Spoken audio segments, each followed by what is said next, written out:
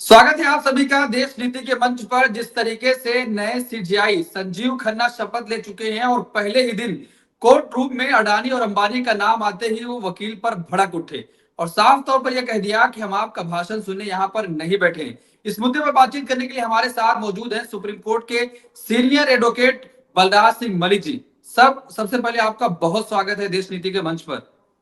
जी, नमस्कार। पहला सवाल कि जिस तरीके से शपथ लेते ही पहले ही दिन अडानी और अंबानी का जब मामला आया कोर्ट रूम में, तो वो वकील पर ही भड़क उठे और कह रहे हैं कि मैं यहाँ पर आपका भाषण सुनने नहीं आया हूँ, आप दूसरे के पास जाइए। कैसे देख रहे हैं इसको आप? मैं इसको देख रहा हूँ, हमारा किसी का भी, चाहे मेरा हो चाहे आपका, किसी का भी क्रोध है। क्रोध हमारी अक्षमता का प्रदर्शन होता है। क्रोधित आदमी और खास तौर पे कॉन्स्टिट्यूशनल पोस्ट पे बैठे हुए लोग भी अगर क्रोध करेंगे तो उससे जाहिर होता है कि कहीं ना कहीं हम जब क्रोध करते हैं तो या तो हम किसी मामले में अपने आप को फिट महसूस नहीं कर रहे या हम अक्षम हैं उस काम को करने में। किसी भी जज को तो क्रोध करने की कोई जरूरत ही नहीं, क्रोध करने की बिल्कुल आवश्यकता नहीं किसी भी जज को। बार हमेशा कोर्ट की और जजों की इज्जत के लिए हम खुद सब वकील जिम्मेदार हैं। हम सब चाहते हैं वकीलों की भी और हमारे जो जजेस के रूप में जो लोग काम करते हैं उनकी इज्जत बरकरार रहे। ये देश हित में, ये डेमोक्रेसी के हित में और ये वक्त का तगाजा भी है। इसलिए नैदुम पारा के वक्त पहले भी ये जो एडवोकेट थे इनका नाम है नैदुम पारा, और इन्होंने पहले भी किसी बात को अपनी को उठाया तो इवन चीफ जस्टिस जो फॉर्मर हैं अब चंद्रचूड़ भी भड़क गए थे। उससे खुश नहीं हुए थे एडवोकेट और पूरे देश का एडवोकेट समाज। जजों को गुस्सा करने की जरूरत नहीं, जजों को अपना काम करना है। जितना ज्यादा कूल जो जज होगा वो उससे स्पष्ट होता है कि वो ज्यादा कंपिटेंट आदमी है और वो उस पोस्ट को सुशोभित करता है, उस पद के अनुरूप है। ये अच्छी बात नहीं है। चीफ जस्टिस हो चाहे कोई भी जज हो, इवन चाहे डिस्ट्रिक्ट लेवल पे भी कोई जज हो, जजों का कोई मायने नहीं है क्रोध करना। और जो जज बार बार क्रोधित होते हैं तो इससे तो मैं एक ही बात क्लियर करूंगा कि ऐसे लोग उन पदों के लिए योग्य लोग नहीं हैं। अक्षमता के प्रदर्शन का नाम क्रोध है, तो इसको कोई भी करे, हम वहां उस वक्त अपने अंदर हमारे कोई अक्षमता होती है वो हम छुपा नहीं पाते तो बाहर प्रदर्शित होती है क्रोध के रूप में, और किसी को भी ये शोभा नहीं देता। ये जो हुआ है वो अच्छा नहीं हुआ है और उनको क्रोध लेकिन नहीं सर करना चाहिए। जो वकील महफिल थी उन्होंने वकील साफ की तौर अपनी पर बात सही थी। वकील ने अडानी अंबानी का नाम ले दिया तो क्या हो गया? पहाड़ टूट गया क्या? वो भी ऐसे ही सिटीजन है जैसे हमारे देश में किसी पुल के नीचे सोने वाला कोई गरीब आदमी रात को ठंड में सोता है। डिग्निटी, इज्जत, मान सम्मान किसी के पैसे से, कुछ की क्या फैक्ट्री है, कितना पैसा है, कौन किस पद में, किस गाड़ी में आता है, कौन कैसा घर में रहता है, कोई मतलब नहीं है इसका। बस ह्यूमन बीइंग है और उससे भी ज्यादा बढ़ के इंडियन सिटीजन है, दैट इज सफिशिएंट। सबकी इज्जत बराबर है। इसको कम ज्यादा आंकना और कम ज्यादा देखना भी, वो अक्षम लोग हैं। वो उन पदों पे, जो ऐसे पदों पे काम करने वाले लोग हैं, चाहे वो गवर्नमेंट ऑफिशियल्स हैं, चाहे कोई भी वकील हैं, जजेज हैं, या कोई नेता हैं, पॉलिटिशियन हैं, इस तरह का भेदभाव के नजरिए से अगर देखते हैं तो वो वायलेशन करते हैं इंडियन कॉन्स्टिट्यूशन का। इंडियन कॉन्स्टिट्यूशन में किसी पद की वजह से कोई महान नहीं है। ये पद की वजह से इनको गाड़ी घोड़ा और घर इसलिए दिए जाते हैं ताकि अपने पद के साथ ईमानदारी से काम कर सके। ये सुविधाएं इसलिए दी जाती है, ये महान है इसलिए नहीं दी जाती। तो ये देखना चाहिए इनको, और जजों को सर कभी पहले क्रोध एक नहीं दिन से करना ये चाहिए। कहा जा रहा था कि 6 जो महीने का इनका कार्यकाल है वो पूरी तरीके से कैसा रहने वाला है, क्योंकि जो 5 बड़े फैसले इनके थे विवादित वो पूरी तरीके से जिक्र किए जा रहे थे। तो आज पहला दिन था, पहले दिन ही वो अडानी और अंबानी के मामले पर वकील पर भड़क गए। तो आपको क्या लगता है 6 महीने का कार्यकाल कैसा रहने वाला है इनका? और उनको ये भी कहना नहीं चाहिए, वकीलों को इस तरह की भाषा यूज नहीं करनी चाहिए कि अब आपका भाषण सुनने के लिए बैठे। किस लिए बैठे हैं आप? वकीलों की बात ही सुनने के लिए बैठे हैं। इससे आप लोगों को राइट टू एक्सप्रेशन को दबाना चाहते हैं, लोगों के बोलने की आजादी। वकील देश के लोगों की तरफ से बोलते हैं और आप वकीलों को ही डराने लग जाओगे, इस तरह की भाषा का यूज करोगे, इसका मतलब है इस देश के लोगों के प्रति आपकी कितनी रिस्पेक्ट है, उनके मुद्दों के प्रति आपके दिमाग में कितनी रिस्पेक्ट है। It create big question mark on the competency of justice Khanna. और मैं तो रिक्वेस्ट करूंगा उनसे कि फ्यूचर में वो अपने क्रोध पे कंट्रोल करें और कोई भी जज क्रोधित ना हो। लेकिन सर जिस तरीके से इस पर भी बात हो रही है कि जब उनका शपथ ग्रहण हो रहा था राहुल गांधी नहीं आए, तो सवाल उठ रहा कि उनको बुलाया नहीं गया या वो खुद नहीं आए। और जब अडानी अंबानी का मामला हुआ, क्योंकि राहुल गांधी लगातार प्रहार करते रहते हैं, कहते हैं कि प्रधानमंत्री कुछ उद्योगपतियों के लिए काम कर रहे हैं, तो ये दोनों मामले को कैसे देख रहे हैं आप? नहीं नहीं, इसमें तो कोई दो राय नहीं। हम्म, हमारा संविधान ये चाहता है समानता और justice, economical social political justice, और सारे सिटीजन के अंदर समानता, समानता का भाव। सबसे बड़ा समानता का तो एक ही वो है पैरामीटर, वो है हम एक दूसरे की इज्जत को पदों के चक्कर में, पैसे के चक्कर में अलग अलग तो नहीं माप रहे। जो ज्यादा पैसे वाला आता है उसको हम और अलग दृष्टि से उसको रिस्पेक्ट देते हैं। जो आदमी कम संसाधन वाला उसको हम नीचा देखते हैं। कोई पद पे किसी भी तरह पहुंच गया, बाई हुक और क्रुक उसको वो बड़ा महान आदमी हो जाता है। बाकी जो उसी ऑफिस में पियोन है और जो बहुत उसका अहम है काम, उसके बिना स्टाफ के जो ऑफिशियल्स है वो काम नहीं कर पाएंगे अगर उनकी मदद ना हो। किसी का काम छोटा बड़ा नहीं है, डिग्निटी ऑफ लेबर की इज्जत होनी चाहिए। ये पद अगर सिर पे बैठ जाते हैं तो वो आदमी पद के काबिल नहीं है, कोई भी आदमी हो। जिसके आदमी कुर्सी पे बैठता है, पद पे बैठता है, और वो पद सुशोभित आदमी से होता है, किसी व्यक्ति से होता है, और वो व्यक्ति का कुर्सी का वजन उसके दिमाग पे बैठ जाए, सिर पे बैठ जाए, वो सब लोग कंपिटेंट लोग नहीं है। वो चाहे पॉलिटिशियन हो, चाहे वकील हो, जज हो, गवर्नमेंट ऑफिशियल्स हो, कोई आईएएस आईपीएस हो, जो जो लोगों के दिमाग पे चेयर बैठ जाती है वो सब इनकम्पिटेंट लोग हैं, चोरी चकारी से पहुंचे हुए लोग हैं अपने पदों पर। हम्म। लेकिन सर, जिस तरीके से लगातार अब इस पर भी सवाल हो रहा है कि चुनाव आयोग की भूमिका जिस तरीके से दो राज्यों में है, लगातार ईडी सीबीआई की कार्रवाई भी जारी है विपक्ष के नेताओं पर। तो जस्टिस खन्ना, जो जब चुनाव आयोग का मामला उनके पास पहुंचा था तो उन्होंने कह दिया था कि अगर सरकार कोई कानून बना रही है तो हम उसमें कुछ रोक नहीं लगा सकते हैं। तो अब चुनाव आयोग ऐसा कर रहा है, आप कैसे देख रहे हैं कि 6 महीने का कार्यकाल इनका रहने वाला है? क्या देख रहे हैं? कि जिस तरीके चुनाव। से, हम्म। जी बिल्कुल, ईडी सीबीआई की कार्रवाई हो रही है, आचार संहिता लागू है, लेकिन उसके बावजूद भी चुनाव गलत है, आयोग सामने गलत। नहीं, गलत है। खामोश क्या है? चुनाव आयोग कहाँ है? चुनाव आयोग देश के लिए अब एक नपुंसक संस्था के रूप में है, संवैधानिक संस्था है देश की। मगर उसमें जो लोग बैठे हैं वो बिना रीढ़ की हड्डी के बैठे हैं। वो देश के पैसे की, देश के लोगों ने जो जिम्मेदारी दी है उनको, उनको लगता है कि हमें किसी ने बनाया, हमें प्राइम मिनिस्टर ने बनाया है, एक कैबिनेट मंत्री ने बनाया है, उनके प्रति हमारी जवाबदेही है। और अपोजिशन का तो एक आदमी, उसकी तो पूछताछ हुई नहीं, 11th आवर पे उसको बताया गया, तो गलत तरीके से अपॉइंटमेंट हुई, सुप्रीम कोर्ट कुछ कर नहीं पाई। सुप्रीम कोर्ट ने एक तीसरा आदमी इंडिपेंडेंट चीफ जस्टिस को दिया था। ये लोग तमाशा देखते रही जुडिशरी हमारी, एक तरह से कुछ कर नहीं पाई। जब आपके अनडेमोक्रेटिक काम या आपका तानाशाही या राजशाही मानसिकता से किए हुए फैसले अगर देश की कॉन्स्टिट्यूशनल कोर्ट उनको हैंडल नहीं कर पाती तो बड़ा क्वेश्चन है देश के कॉन्स्टिट्यूशनल कोर्ट्स पे। और कोर्ट बिल्डिंग का नाम नहीं, उसमें बैठे हुए लोग हैं। क्योंकि यही कोर्ट बिल्कुल एक तरह से एक आध को छोड़ के नपुंसक हो गई थी इमरजेंसी के दौरान देश के अंदर। अब दोबारा से उसी तरह का माहौल देश में नजर आ रहा है और लोग इस तरह की डिस्कशन करते हैं, इस तरह का वकील डिस्कशन करते हैं। ये बेहतर नहीं है, ये गलत है। ये देश में जो मानवीय व्यवस्था स्थापित होनी थी संविधान के जरिए, अभी भी संविधान के हिसाब से मानवीय व्यवस्था की बजाय संप्रदायों के आधार पर इस देश को चलाने की कोशिश हो रही है, जो कि बहुत खतरनाक है इस देश के लिए।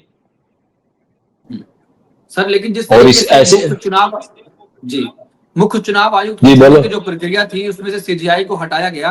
फिर जब ये मामला एक याचिका गई थी सुप्रीम कोर्ट में, तो अभी जो चीफ जस्टिस बने हैं, जस्टिस संजीव खन्ना, इनके पास गई थी, इन्होंने खारिज कर दिया था याचिका को, ये कहते हुए कि सरकार कोई कानून बना रही है तो हम कैसे उसमें हस्तक्षेप कर सकते हैं। अब सीजीआई है और चुनाव आयोग ऐसी तमाम कार्रवाइयों पर चुप है, तो कैसे देख रहे हैं आप? नहीं नहीं, सरकार कानून बना रही है। सरकार को कानून, हर कानून के अंदर ट्रांसपेरेंसी, डेमोक्रेसी, कॉन्स्टिट्यूशनल प्रिंसिपल्स के खिलाफ अगर कुछ काम कर रही है तो हस्तक्षेप करना चाहिए। और किसको करना है? इनकी ड्यूटी है, ये मर्जी नहीं है। ये नियतें नहीं हो सकती हमारी कोर्ट है, कॉन्स्टिट्यूशनल कोर्ट। कॉन्स्टिट्यूशन के स्पिरिट के खिलाफ, उसके सिद्धांतों के खिलाफ कोई भी काम करता है, करने की कोशिश करता है और पता है कि इसके क्या दुष्परिणाम होंगे, जजों को पता नहीं। अगर आदमी एक प्राइम मिनिस्टर और एक कैबिनेट मिनिस्टर हो गए तो कौन है, किस खेत की मूली फिर अपोजिशन का लीडर? वो तो माइनॉरिटी में हो जाता है। या तो इस देश में बनाना होगा कि तीनों आदमी मिलके बनाएंगे यूनानिमसली, तब तो ये मामला है, फिर तो कोई दिक्कत नहीं है। यूनानिमसली होना चाहिए था। ये मेजोरिटी का नाम के आधार पर डेमोक्रेसी को चला रही है, राजशाही तानाशाही है। मेजोरिटी का नाम डेमोक्रेसी नहीं है। डेमोक्रेसी का नाम है एक एक आदमी को का संवाद, एक एक आदमी की भागीदारी, और एक आदमी भी सच्चाई को प्रदर्शित करता है और 99 आदमी गलत डायरेक्शन में देश को ले जाना चाहते हैं, तो एक आदमी की डायरेक्शन में देश को चलना होगा। जैसे गैलीलियो ने कहा धरती घूमती है, और बाकी लोग जो ठेकेदार थे संप्रदाय के, क्रिश्चियनिटी में संप्रदाय के जो ठेकेदार थे, उनको तो मार दिया होता। और समझदार लोगों की राय लेके उन्होंने कहा भाई तुम ही ठीक हो, मैं गलत हूं, कोई बात नहीं, जैसे तुम कह रहे हो तुम्हारी जो बाइबल या कुछ भी ग्रंथ कह रहा है वो ठीक है। इसलिए आज किसकी बात सही है, उन लोगों की या गैलीलियो की? तो गैलीलियो की बात सही है। अगर उस वक्त अकल होती, राजशाही थी उस वक्त वहां भी, अगर वहां डेमोक्रेसी होती, एक आदमी की आवाज सुनी जाती, तो इस तरह का प्रपंच नहीं होता। उस इन्वेंशन से, उस खोज से ज्यादा लाभान्वित तो हो सकता था पूरा देश।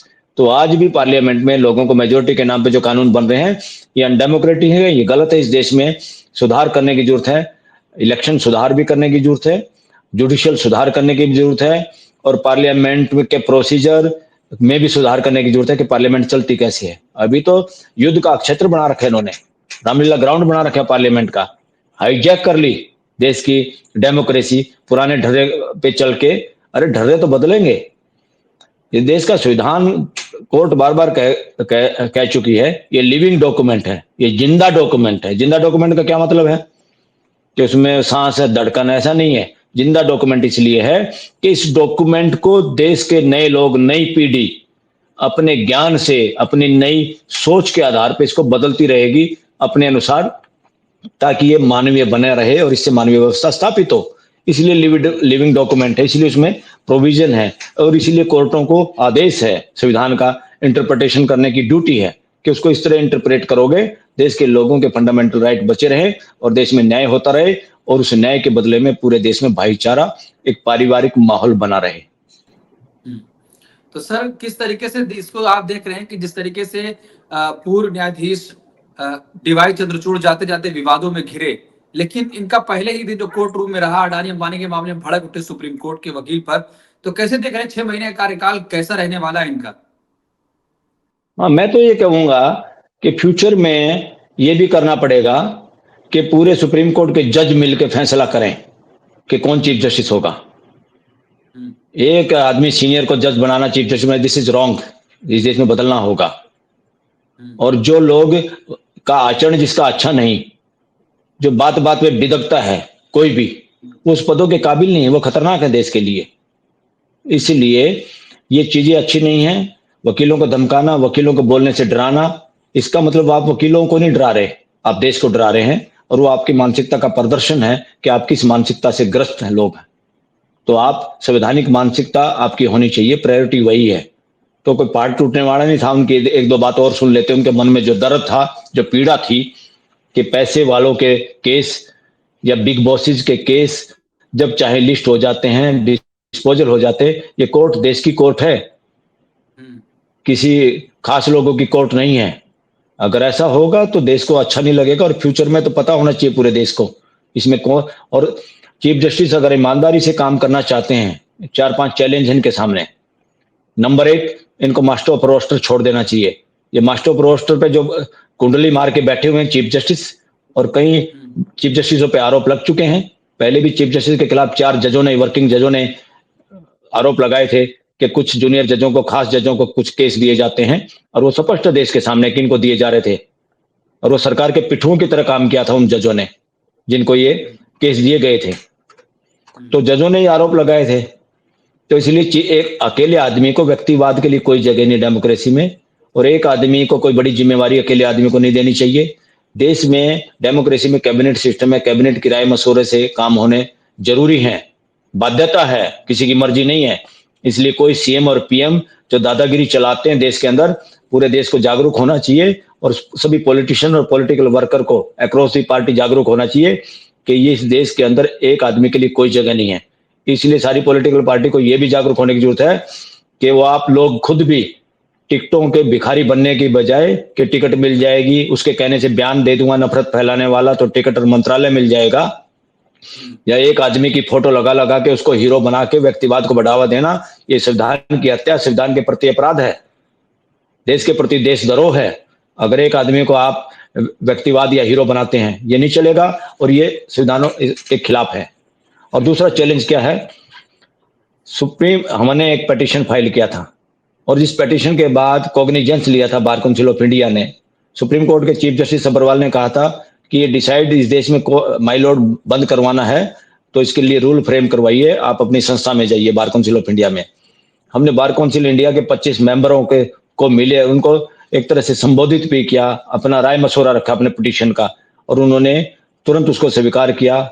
और पटनायक साहब थे वहां उड़ीसा हाई कोर्ट के सीनियर एडवोकेट कि वो यहाँ पर वो थे बार काउंसिल के चेयरमैन, उन्होंने उनकी अगुवाई में रिजोल्यूशन रखा गया, यूनानिमसली पारित हुआ, देश के गजट में नोटिफिकेशन हुआ, सेंट्रल गवर्नमेंट के गजट में, गवर्नमेंट ऑफ इंडिया के गजट में, और आज वो कानून है। इस देश का कोई जज माई लॉर्ड नहीं है, मगर यहाँ जज भी अभी भी अपने आप को उसी शब्द से कहलवाना पसंद कर रहे हैं, वो रोक नहीं रहे किसी को। ये वायलेशन है आर्टिकल 18 का, संविधान का और देश के कानून का। They are doing contempt of Indian law, bar council rules की। और सारे वो वकील जो अपने आप को इतने सीनियर मानते हैं, देश की नजरों में वो सीनियर हैं, कॉन्स्टिट्यूशनल एक्सपर्ट हैं, they are demolishing bar council rules day by day. और वो इस बार बार माई लॉर्ड करते हैं। उसके करने से क्या होता है, यंग जनरेशन, यंग वकीलों में एक नपुंसकता आती है। उनको लगता है ये ही माई लॉर्ड करे, जैसे कोई भीख मांग रहा हो। नए भीख में मांगने की चीज नहीं है, ये राजाओं का जमाना नहीं, तानाशाहों का जमाना नहीं है, कोई गर्दन काट लेगा इसलिए उसको माई लॉर्ड बोलते रहो, अपनी जान बचाओ। ये ड्यूटी है जजों की, और हमें उसी तरह से उस बात को संबोधित करना चाहिए, यूर ऑनर और ऑनरेबल कोर्ट, हाई कोर्ट और सुप्रीम कोर्ट में किसी जज को माई लॉर्ड नहीं करना चाहिए। ये वकीलों से मैं निवेदन करना चाहता हूं, और खासतौर पर इस देश के जो जाने माने अपने आप को बिग बॉसेज मानते हैं, एडवोकेट्स जो लाखों लाखों बड़ी बड़ी फीस लेते हैं देश से, वो देश के यंग जनरेशन को नपुंसक बनाने में लगे हुए हैं। और दूसरा, जजों को भी, चीफ जस्टिस को सर्कुलर जारी करके पूरे देश के जजों को ये बोलना चाहिए, एक भी कोर्ट में कल से कोई माई लॉर्ड शब्द वकील कहेगा तो तुरंत उसको रोकना है। नो जज should accept my lord word. तीसरा, यूएपीए और पीएमएलए जैसे घोर अन्यायकारी कानून जो लोगों को बिना ट्रायल और बिना चार्ज फ्रेम करे जेल में रखने की बात करते हैं, उनका केस पेंडिंग है, उस केस को तुरंत सुनना चाहिए और उनको असंवैधानिक घोषित करना चाहिए। ऐसे कानूनों को, उस केस को सुनना चाहिए। ये केस पूरे देश के केस है, ये इंडिविजुअल के केस नहीं है, ये अडानी अंबानी के केस नहीं है, या मेरा और आपका केस नहीं है। ये इससे पूरे देश के फंडामेंटल राइट इफेक्ट होते हैं। तीसरा, मणिपुर में आज भी हिंसा है, चोरी हो गई, कितने सारी बंदूकें लूट ली गई और वहां पे कोई जा नहीं पाया। और एक स्टेटमेंट और कोई इस तरह की बात शायद एक आध बार कोई जिक्र किया होगा, जिसपे पूरा देश शर्मिंदा है। हमारी बहन बेटियों को नंगा घुमा रहा है, एक पक्ष घुमा रहा है, वो अपने आप में गौरव फील कर रहा है कि किसी ये कुकी है, ये मैती है, सब हमारे अपने तो हैं। पूरी मानव जाति एक जाति है और भारत के सारे लोग एक परिवार के लोग हैं, और इस परिवार को बाकी दुनिया का जो परिवार है 800 करोड़ का, उस परिवार के साथ अच्छे संबंध बनाने हैं। इसमें सरकार का रोल होना चाहिए आर्टिकल 51 के तहत, और ये पड़ोसी के साथ नहीं संबंध बना पा रहे, और बार बार हिंदू मुसलमान और पाकिस्तान हिंदुस्तान कर करके मूर्ख बना के और सत्ता में बने रहने का काम राजे या तानाशाह कर सकते हैं। डेमोक्रेसी में इसके लिए कोई जगह नहीं है। तीसरा, सुप्रीम कोर्ट में हमारे यहाँ बहुत थोड़ी जगह है, बहुत सारे एडवोकेट हैं और यहाँ पे कुछ अन्यायकारी कानून है। सुप्रीम कोर्ट रूल है चैम्बर देने के लिए, चैम्बर सबके लिए इज्जत से बैठने की। ये सुप्रीम कोर्ट देश के लोगों की है और देश के लोगों के बिहाफ पे ही जजेज और वकील काम करते हैं। इन सब जितने वकील यहाँ आते हैं और देश की जनता जो आती है वो सुविधा से अपना काम कर सके, सुविधा से अपने वकीलों से मिल सके, इसलिए कॉमन और सबसे यंग जो एडवोकेट यहाँ आता है उन सबको इज्जत से, डिग्निटी के साथ वो अपना काम करे, वो स्पेस उनको मुहैया कराना था। यहाँ पर चैम्बरों के नाम पे प्राइवेट प्रॉपर्टियां किराए तक पे चैम्बर दिए जा रहे हैं कोर्टों के अंदर। ये गोरख धंधा देश के अंदर बंद होना चाहिए, इसमें कोई स्टेप उठाना चाहिए चीफ जस्टिस को। सर आप तो इस तरह के, और एक और मैं कहना चाहता हूं, एक हमारे देश में गलत प्रथा है, वो तो खैर एडवोकेट एक्ट में है, उसमें बदलने की जरूरत है। उसमें पहल जुडिशरी को भी करनी चाहिए, सीनियर वकीलों को भी करनी चाहिए, या सीनियर डेजिग्नेट करते हैं और उसमें जज उसको डेजिग्नेट करते हैं। उस प्रेशर में आके बहुत बार वो बातें जो देश के लिए और क्लाइंट के लिए बोलनी चाहिए, राइट टू एक्सप्रेशन जितना दमदार होना चाहिए वो नहीं हो पाता, क्योंकि लोगों को सीनियर डेजिग्नेट होना है। इस तरह के कानून। और तीसरा, इस देश में रिटायरमेंट के बाद जजों के लिए जो पोस्टिंग के प्रोविजन है, जितने कानून बने हैं, वो एक तरह से हमारी जुडिशरी को नपुंसक बनाने वाले कानून है। वो सारे कानून बंद होने चाहिए। इसमें जुडिशरी को खुद सुओ मोटो कॉग्निजेंस लेना चाहिए, खुद आगे आना चाहिए कि ये सारे कानून निरस्त करो। इससे हमारी जमात कमजोर होती है, इससे इंडिपेंडेंट जुडिशरी कमजोर होती है, और इससे रिटायरमेंट से पहले सारे जज उसी काम में लगे रहते हैं। ये मैं नहीं कह रहा, पार्लियामेंट में खुद एमपी बोल चुके हैं, जेटली तो कानून मंत्री भी थे। ये वो उनकी भाषा है ये, और उनकी भाषा नहीं है, उन्होंने बोली भाषा ये देश की है, सभी वकीलों की भाषा है ये। तो ये बहुत सारे चैलेंज हैं। और एक ड्रेस कोड, सुप्रीम कोर्ट में कॉरिडोर में भी एसी लगा दिए गए हैं। किस लिए? अरे भाई तुम इतने ड्रेस कोड ऐसा क्यों नहीं करते जिसमें आप को इतने एसी लगाने की जरूरत नहीं पड़े, देश में कोयला और पेड़ पौधे काटने की जरूरत ना पड़े। आप योगदान दे रहे हैं इस देश में गर्मी पैदा करने के लिए, टेम्परेचर वातावरण चेंज करने के लिए, कार्बन को पैदा करने के लिए आप योगदान दे रहे हैं। तो ऐसी जुडिशरी को जो खुद जिम्मेदारी है इस देश के संविधान को बचाने की, क्या उनको इस देश का वातावरण नहीं बता वो करना चाहिए? तो ड्रेस कोड के बारे में क्यों चिंतित नहीं है सुप्रीम कोर्ट के? एक अरे गर्मी में खाली गाउन डालो। जजेस डॉक्टर क्या करते हैं, अपनी मर्जी से जो मर्जी कपड़ा नीचे पहनते हैं, अच्छी ड्रेस, और ऊपर सफेद गाउन डाल लेते हैं। वो चाहे नर्स हो, चाहे डॉक्टर हो, चाहे कोई एक्सपर्ट डॉक्टर हो। तो यहाँ पे पहले कोट डालो, फिर गाउन डालो, और गर्मियों में भी गाउन डालो, कोट डालो। ये किसने समझाया है? कहां विजडम गया? तो जुडिशरी के सामने बहुत चैलेंज है, इस देश के अंदर आमूलचूल परिवर्तन करने की जरूरत है। आई होप कि जस्टिस खन्ना अपने चाचा HR खन्ना जी की वजह से, जिसका इस देश सबसे ज्यादा रिस्पेक्ट करता है, मैं सबसे ज्यादा रिस्पेक्ट करता हूं खुद, हमने एक बार विचार बनाया था कि इस देश के अंदर उनके कोर्ट नंबर 2 में उनका स्टैचू पोर्ट्रेट लगा हुआ है। खुद मैं चाहता हूं कि उनका स्टैचू लगना चाहिए सुप्रीम कोर्ट के अंदर, ताकि आने वाले जजों को ये रहे कि चीफ जस्टिस बनने के लिए नहीं, प्रमोशन के लिए नहीं, देश की जनता के लिए साथ खड़ा होना है। तो ये देश की जनता फिर चीफ जस्टिसों को नाम याद नहीं करती। रिटायर होने के बाद बहुत सारे वकील उनको नमस्ते भी नहीं करते, ऐसे चीफ जस्टिसों को। और एक जिसका चीफ जस्टिस का पद एक तानाशाही मानसिकता की सरकार ने छीन लिया था इमरजेंसी के दौरान, उस आदमी की इज्जत यहाँ के दुनिया भर के रिटायर्ड चीफ जस्टिसों से ज्यादा है। सबके दिलों में HR खन्ना बसता है। तो इनके भतीजे इस तरह का काम कर पाए, आई होप, पर मुझे उम्मीद नहीं है। सर, लेकिन आप जिस तरीके से आपने कहा कि यूएपीए कानून भी रद्द करना चाहिए, आज जिनके ऊपर यूएपीए लगा है, गुलफिशा फातिमा की याचिका पर सुप्रीम कोर्ट ने सुनवाई करने से, विचार करने से इनकार कर दिया है। तो आपको लगता है कि उस पर बहस होगी और खत्म होगा? मैं तो एक वो करता हूं कि जिस तरह का हम देख रहे, अगर ट्रैक रिकॉर्ड देखें, किसको जमानत मिली और किस तरह की स्टेटमेंट आती है और वो लोग कैसे जाते हैं। अरे एक CM है दिल्ली का, था अब तो, केजरीवाल, उसको हाई कोर्ट जाओ, डिस्ट्रिक्ट कोर्ट जाओ, डिस्ट्रिक्ट कोर्ट ने वो कुछ कर दिया तो उसको बिना ऑर्डर के स्टे कर दिया। इस तरह मजाक हो रहा है जैसे किसी की वो एक कहावत में कहते हैं क्या, लाला की दुकान बना दी जुडिशरी को। तो ऐसा पूरी जमात वकीलों की इससे निराश हुई थी, और एक अच्छा नहीं था, इसको खिलाफ कमेंट भी किया था सुप्रीम कोर्ट ने खुद भी। तो उन जजों को, जो जज लिबरल नहीं है, जो देश के लोगों के फंडामेंटल राइट के बारे में चिंतित नहीं है, इंटरनेशनल जो ह्यूमन राइट के बारे में लॉ है, इंटरनेशनल लॉ, उसको फूल नहीं जो चढ़ा रहे हैं, जो जजेज जो उसको इंटरप्रेट नहीं कर पा रहे हैं, जिनके फैसलों से देश में फीलिंग अच्छी नहीं आ रही है, उनको क्यों देते हो ऐसे केस? सिंपल, बार बार क्यों उनको केस देते हो? जिनके अंदर कोई भावना नहीं, इमोशन नहीं है, वो ह्यूमन राइट को समझते नहीं। मैं तो ऐसा कहता हूं, जो जजेस जो इस देश के इतना ओपन होने के बाद भी, जूरिस्प्रूडेंस बेल का इतना ओपन है, उसके बावजूद भी वो किसी एक कोई कानून पार्लियामेंट बना देती है और उस पर आप इंटरप्रेट नहीं कर पाते पॉजिटिवली, का संविधान की आत्मा के अनुरूप, उसके सिद्धांतों के अनुरूप, तो यू आर नॉट कॉम्पिटेंट, यानी जजेस आर नॉट कॉम्पिटेंट देन।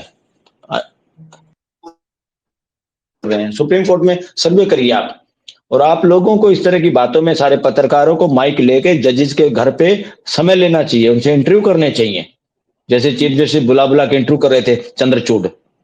और जिस लड़के ने स्टोरी बनाई थी कारवा मैगजीन में, उसने बार बार समय मांगा, चंद्रचूड़ हाँ भर के भी समय नहीं दे पाई उसको, और उसके बाद दूसरों को इंटरव्यू देते रहे, और जाते जाते ये कहे कि सोमवार से लोग बेरोजगार हो जाएंगे जो ट्रोल करने वाले थे। अरे आप, इसका मतलब आपके अंदर राइट टू एक्सप्रेशन के प्रति इज्जत नहीं है, इसका मतलब आप तानाशाही प्रवृत्ति के आदमी हैं। इसलिए आपको सिर्फ प्रशंसा पसंद है, आपको पिन पॉइंटिंग और आपको लोगों का क्रिटिसिज्म और अच्छी बातें पसंद नहीं है। आप यसमैन चाहते हैं, आप नपुंसक बनाना चाहते हैं देश को। This is nonsense on the part of Chandrachud. लेकिन सर, चंद्रचूड़ ने यह भी कहा कि निष्पक्ष होने के लिए जरूरी नहीं है कि कोई आदमी लिबरल हो जाए, बल्कि अगर कोई भी दूसरे धर्म को मानता है तो निष्पक्ष हो सकता है। वाह, निष्पक्ष हो सकता है, इसमें कोई दो राय नहीं, निष्पक्ष हो सकता है। फिर आपको किसी ने कहा था, आपने अपनी आस्था कुछ भी करिए, मगर आस्था का ढिंडोरा कैसे पीटा आपने? एक प्राइम मिनिस्टर को वो टोपी पहना के, इलेक्शन मध्य वहां है, क्या समझौता करे थे? आप किसको समझाओगे कि मैंने कोई समझौता नहीं किया? कुछ ना कुछ करने के लिए प्राइम मिनिस्टर आया था वहां। प्राइम मिनिस्टर तो फ्री में ऐसे और कुछ करना नहीं चाहता, वो क्यों मिलेगा? वो आके एक कोर्ट नंबर 1 में गोगोई से मिला था प्राइम मिनिस्टर, और जब से वो गोगोई से मिला, सारी लाइन जो फैसले आए गोगोई की सरकार के हक में आए, तो मुलाकात का क्या मायने था? क्यों लोगों को बेवकूफ बना रहे हो? एक तो चोरी, ऊपर से सीना चोरी, बेवकूफ समझते हो देश के लोगों को। This is not good on the part of Chandrachud. ठीक है सर, बहुत बहुत शुक्रिया आपका कि आपने समय दिया और तमाम मुद्दों पर आपने चर्चा करी। आपका बहुत शुक्रिया। तो दोस्तों, जिस तरीके से आपने सुना कि सीजीआई संजीव खन्ना का पहला ही दिन पूरी तरीके से विवादों में घिर गया। जब अडानी और अंबानी का नाम आया, जो वकील थे उन्होंने साफ तौर पर कहा कि ये कोर्ट ऐसा लगता है कि सिर्फ अमीरों के लिए हो गया है, सुप्रीम कोर्ट गरीबों के लिए भी होना चाहिए। कई ऐसे मामले हैं जो एमएसएमई से जुड़े हैं लेकिन उनके मामलों पर सुनवाई नहीं हो पाती है। तो सीजीआई संजीव खन्ना पूरी तरीके से भड़क उठे और तमतमा गए। उन्होंने कहा कि मैं यहां पर आपका भाषण सुनने नहीं आया हूं, मैं और कुछ भी करने आया हूं। तो आप अंदाजा लगाइए कि किस तरीके से लगातार विपक्ष ये आरोप लगाता है कि प्रधानमंत्री नरेंद्र मोदी कुछ ही उद्योगपतियों के लिए काम कर रहे हैं। अब सुप्रीम कोर्ट में भी ऐसा ही देखने को मिला है। तो आप क्या सोचते हैं? आपकी क्या राय है? कमेंट बॉक्स अपनी राय जरूर दें।